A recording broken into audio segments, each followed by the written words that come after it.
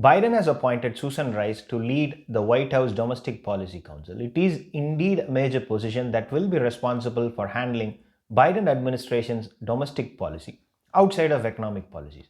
But it's still a huge surprise because Susan Rice is the former UN ambassador and Barack Obama's national security advisor.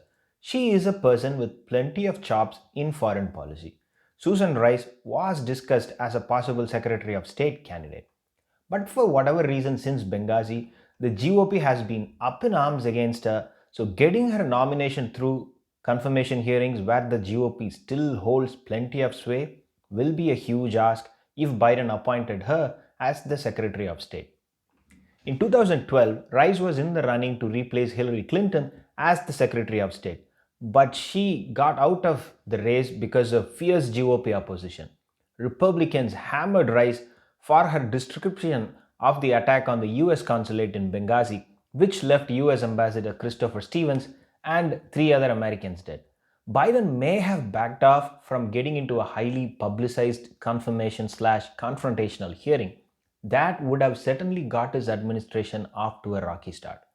Biden avoided that by nominating Antony Blinken as the Secretary of State.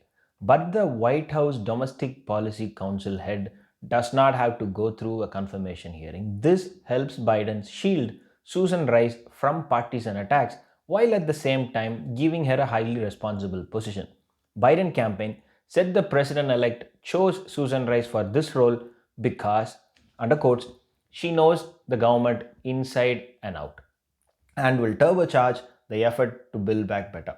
So, Susan Rice's appointment is also a clear signal that Biden wants his domestic and foreign policy advisors to work hand in hand.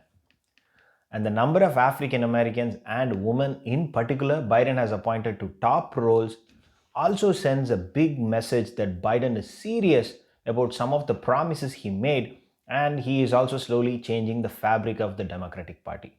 We now have a black woman as the vice president, an African American as the Secretary of Defense, and an African American as the White House head of Domestic Policy Council. This is possibly the first administration to have so many people of color at the top levels of the US administration. Thanks for watching. If you like, please subscribe.